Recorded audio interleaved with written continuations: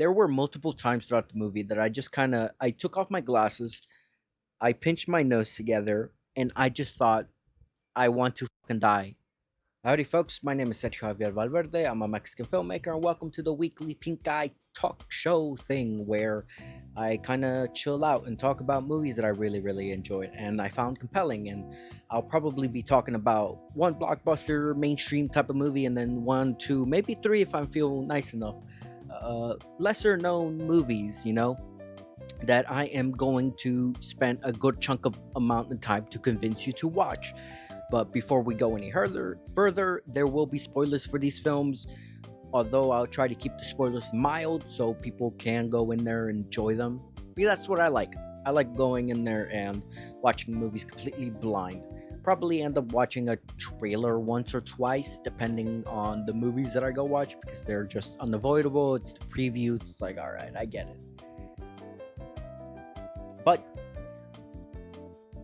But I want to get straight into it.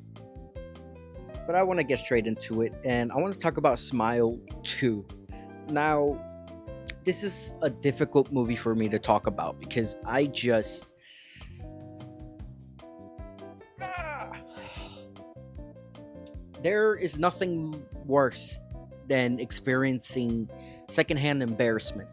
The way these movies go about their antagonist is this like demon trickster god thing that tricks you into believing things are happening when in reality they're not, and it makes me so socially anxious that I just want to shrivel up and just like there were multiple times throughout the movie that I just kind of I took off my glasses, I pinched my nose together, and I just thought I want to fucking die.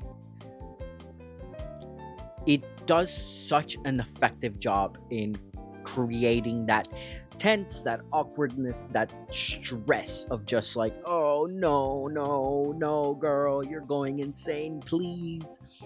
And it's interesting because this is a sequel to the premise of the first that is, something we are familiar to. The first one introduced it as this like mystery type of deal where we, along with the protagonist of the first Smile movie, find out what is haunting the protagonist, what is going on, what is this cursed thing that you know and it does a really brilliant job in not just like rehashing it for people who may not be aware, but it does so in such a way that you are experiencing like the steps, you see it multiple times, you see the cycle with like the opening one shot, which I believe was a one shot. My god, let me just talk about this one shot, because whatever I feel about Smile 2, whatever my criticisms may be, I this is a well crafted movie. This is the direction is impeccable, the camera work, the cinematography, it's such a precise choice of movement and decision to center these characters and space them in such a way that is incredibly brilliant, that intoxicates you. But for the beginning, the opener, this beautiful fucking one shot, I am just astounded by. I love one shots. I love the technicality of it. I love the, pulling it off, that sort of deal. And it's just something really cool. So seeing it happen, and it's just such a tense, such a exciting experience that you're not really aware of. And then by the time it's over, the guy gets fucking hit by a truck. And it's such a surreal moment. It's such a brilliant fucking like it's such a brilliant sequence because it does so many things. It introduces you again to this world and to the cycle of what's going on for people who may not have seen the first one, and then also brings back a character from the first one into the second one. And we see, you have to kill someone in front of someone else in order for the curse to pass on, or you end up killing yourself in front of someone else, and that's how it passes on. And these movies are interesting because I love the premise. I love the creature. But what frustrates me is that every single time that they talk about they make this movie, they try to talk about mental health. The first one covered plenty of that. It covered this cycle of trauma and abuse of, of you of trying to heal, and it does that while also using it as a like, oh, this is how we defeat the creature thing. And I really thought that was a beautiful, beautiful message. And spoilers for the first one, the film kind of yoinks and twists you and takes your nipples off and says, no, fuck you. You deserve to suffer for your trauma, which is a little bit harsh of me to say because I don't believe that is the intention. This is a horror movie and this is a franchise now, which is interesting. But I understand that there's a need to, hey, let's make more of these. This is an interesting concept. You can like introduce it to a new character. This doesn't have to be like a linear continuity kind of. But it frustrated me so much because it is a beautiful movie. Smile 1 I adored, and I still feel so conflicted on because it's such a brilliantly well crafted film along with the second one. And it talks about mental health. It talks about the stigma, the getting help for the people who suffer, and these complexities surrounding it. But it goes by the end of the third act and just kind of pulls the rug out of you and just says, no, you don't get to heal, you don't get to be happy, you're gonna suffer and you deserve it. And the second one also does that in a way, once again, but it does so in an interesting manner. The second one definitely is focused. It's the motif of the mental health, the creature that is inside of you, that is killing you from the inside, that is causing you to stress, to be anxious, to do all these things, depression, and how it leads you to self-destructive behavior. It's such a brilliant motif that I really, and metaphor that I really love, that is so frustrating because I don't like the way these movies end. I hate that it's a franchise because I don't think it should have been. Like, no heat to the creators, the writer director, who did a brilliant job, because hey, good on you, man. It's like, get your money up, not your funny up. But it is a very frustrating thing that, you want to say something?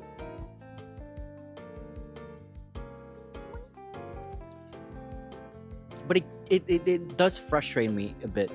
But the second Smile film tackles the mental health aspect in the celebrity world, where superstars don't really have privacy.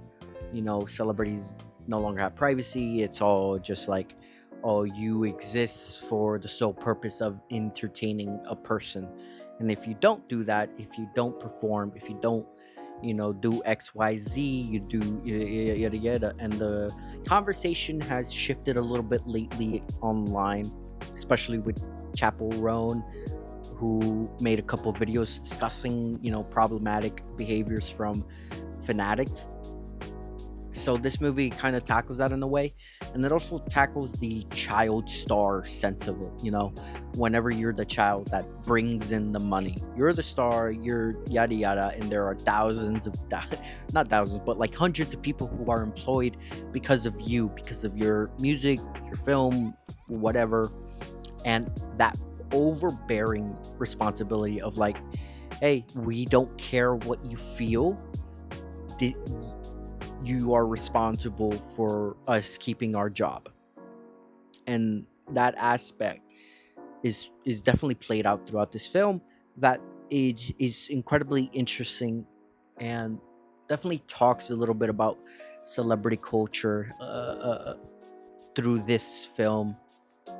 and the lack of privacy, the lack of care, and how like it's definitely symbolic to sort of a lot of pop stars, a lot of rock stars who, they blow up and then they succumb to drugs, self-harm, alcohol, these sorts of vices that ultimately take their life, like Elvis Presley, like Michael Jackson. So it's this sort of deal where we are responsible for these people's deaths. We push them, we push them, we push them. Uh, it's not inherently the fans' faults, but it's definitely the managers, the people surrounding the artist that turn the artist into just a cash cow for them to make a living. And so it discusses a little bit of that, but it struggles a bit because there is this disconnect. Because this is a pop star. She is rich. She's a millionaire. She is all these things. She's a elitist. She's in the class of elitist. And it becomes incredibly difficult to have empathy, to have sympathy for her struggle. Because this is a millionaire. And this is like, okay, you know, you want me to feel bad, but every time we go back to her apartment, we're shown the outside exterior of it that is like, oh, look at this 30th floor in New York City or whatever. So it's a bit tough to connect more. But for some, it's a bit different because this is very much like a Taylor Swift, Olivia Rodrigo, some Sabrina Carpenter, that sort of deal. That for some people they're able to connect a bit more, but for some it may serve as a disconnect because it is a little bit difficult whenever you're like, oh, you know, I'm just seeing another rich person like suffer and go through shit. It's like, oh, it's not my problem, you know? So there is an issue of class in there. Uh, but it is really brilliantly done. It's beautiful in the way it's crafted. The music was interesting.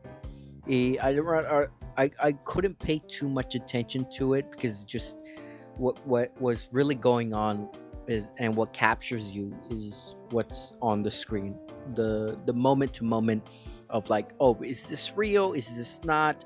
Is she, has she actually, oh huh, hmm, what the fuck, what do you mean, what the fuck?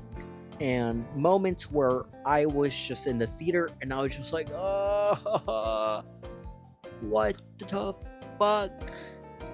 Because I don't know, sometimes, you know, these social anxiety just through the roof, man. But there is something to say about how people treat celebrities, how fanatics overstep boundaries, and the anxiety, the stress, the manic behavior that we kind of make fun of celebrities for. We've seen it time and time again. Britney Spears, uh, you know, I'm blanking, but Britney Spears comes to mind as this pop star who broke down, who, you know, wasn't doing too hot, and it was publicized, it was ridiculed, it was made fun of for decades and decades, and it wasn't until very recently, but even now, still people are commenting on her. They're talking about, oh, she's a little weird, or like, oh, is she okay? And these things that really irks me personally, because at the end of the day, these are people, these are human beings who do deserve a modicum of respect and privacy, and deserve to not be treated as simply jesters. Hey, you're here for my entertainment. You know, there needs to be a balance, there needs to be a boundary that the internet has kind of dissolved over time, because everything is so what's the word? It's so like instant access. You know, you have instant access to your favorite celebrity, your favorite musician. You know, you can comment on their Instagram. Maybe they'll reply. Oh my god. So there is a sense of parasocialism as well.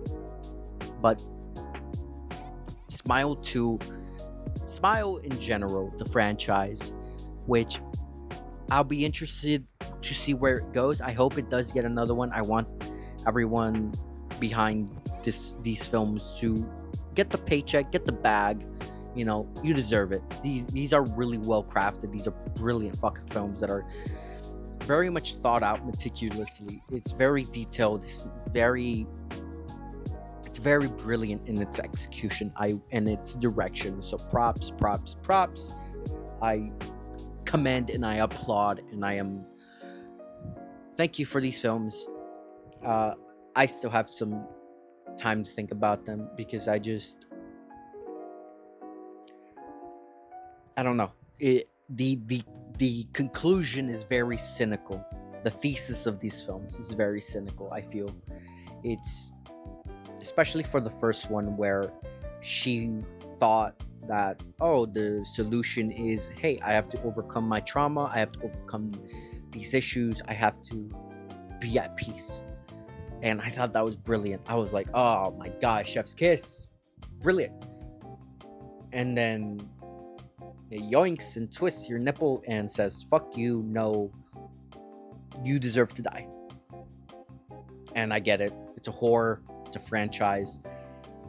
Happy endings are not too expected in the horror genre, which is just like a me thing. It's just a me thing. But please, you know, I really do recommend these films. It's really wonderful. But I want to talk about Conclave.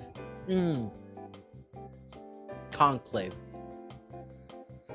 When I tell you, I did not expect to care that much about a movie about the politics of religion and the election of a new pope. Holy shit, I'm calling it right now. There are going to be Academy Award nominations for the cast. Because, holy shit, it's just completely mesmerizing to see Ralph Fiennes, to see it's such a stacked supporting cast, and it is incredibly brilliant, and also comes with a newcomer, a Mexican actor who I'm blanking on the name of, but he's just beautiful. It made me happy.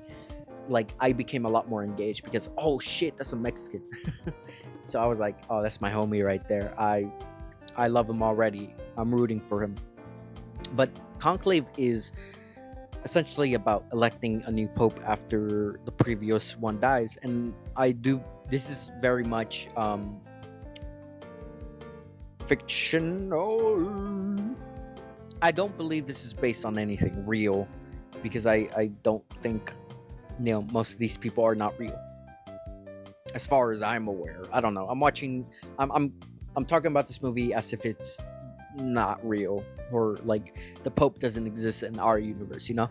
So I'm gonna talk about it like that. But it discusses some interesting things, and it goes very hard on the messaging of, hey, do not do of corruption in religious institutions, of just a lot of shitty people who are in power, who allowed a lot of young men to be abused by the church.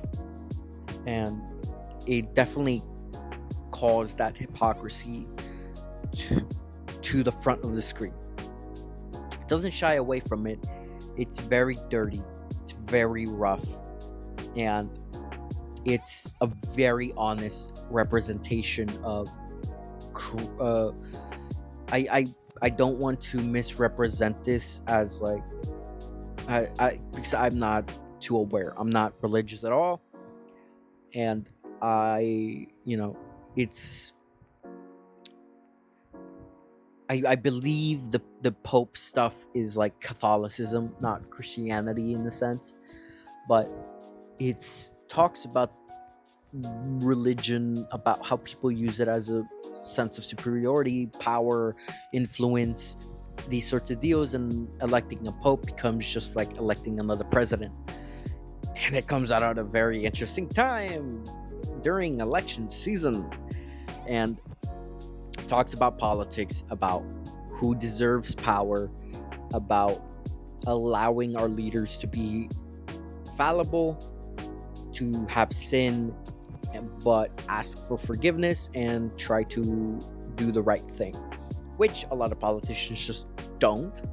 A lot of people in power don't strive for that. But it also touches on Islamophobia, on how people in power have used religion to justify hatred of other religions, of other people of skin color, of other people of class, of different class structures, of different gender. So it does not shy away. It asks you to self-examine, to confront these things, to try to figure out, who have you allowed Islamophobia to enter your life? Have you allowed the bigotry to control your thought processes? And it's incredibly well composed. Oh my god. When I tell you, this score is going to get nominated for an Academy, I am certain of it, because it brings you into this world of just politicians, of these people who are vying for power, who are sidestepping each other, who are kind of stabbing each other on the back all the time. And it's super interesting in how it uses music to also emphasize certain moments in time, and just the brilliant motif in the music that is just gets stuck in your mind. And it's such a brilliant score. I love it so much. And the cinematography, holy shit. Like, this is such a brilliant fucking film. I can't, my bad. I adore this fucking film so much. It is so good. I sat there at the edge of my seat thinking I wasn't gonna care about a bunch of fucking white old men who are trying to elect the next pope. But I ended up giving a fuck. And I'm not gonna spoil it at all, because this needs to be seen, this needs to be watched. I adore it to death. It's a brilliant fucking film that I'm just like in awe of the craftsmanship behind this. It's incredible. It's so fucking meticulous. And Ralph Fiennes and the supporting cast are just magnanimous. They're brilliant. They rock your socks off, baby. They put their whole ussy into it, man. I'm talking about it. This is like actors fucking. This is acting. These are thespians, motherfucker. They are brilliant. So goddamn good. Holy shit. Oh. And that's it.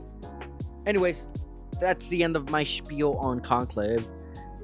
Please go see it. It's incredible. But moving on, I want to talk about Saturday Night a little bit, because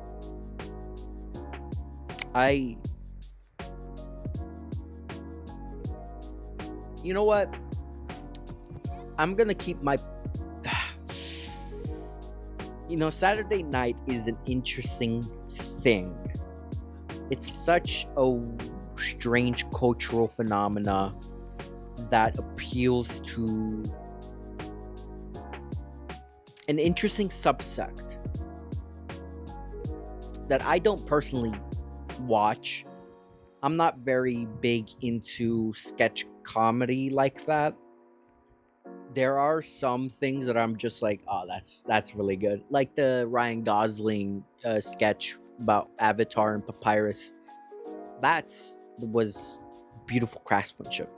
But there is a lot of amazing, talented people behind Saturday Night Live that this movie kind of says, hey, thank you. Because if it wasn't for the actors, for the performers, for the writers, for all these incredible crewmen and fucking castmates, that just Saturday Night Live would not be what it is. So it's certainly a love letter to that, to actors, in kind of like caring about what they do, even though this is very much like, oh, teehee, haha, funny joke. There is a sense of artistry to it. Comedy is an artistry. It is very, very difficult to make people feel something and to make people feel specifically funny. And Saturday Night Live was really well directed. I really enjoyed it. I think it surprised me because I'm not a big Saturday Night Live fan. I'm not really interested in the lore of it. I don't really care about the history. That's not for me. But it introduces you to it. It brings you into it, and it's incredibly charming. And it's really just a fun fucking film to watch that just kind of doesn't stop. There are moments where it stops, it slows down, but it just keeps going. It's a fucking train wreck. It's beautiful. It's a beautiful train wreck. You see everything just kind of fall apart in slow motion, and you're seeing through the eyes of Lauren Michaels everything fucking fall apart. But at the same time, as things are falling apart, you pick up other pieces that may have been better, and you just kind of do that all the time. And that's improv. That's improvisation. Things fall apart, and you try to figure out how to adapt, how to improve, how to make it entertaining. And it's so good. Oh my god, I really want to give it another watch because I thought it was really fun. But that was a short little one. Please go watch all these movies. I am going to end it here. I am tired. I want to edit this and go to sleep. And I hope you guys enjoyed. Favorite. I don't. Just subscribe. I'd appreciate it.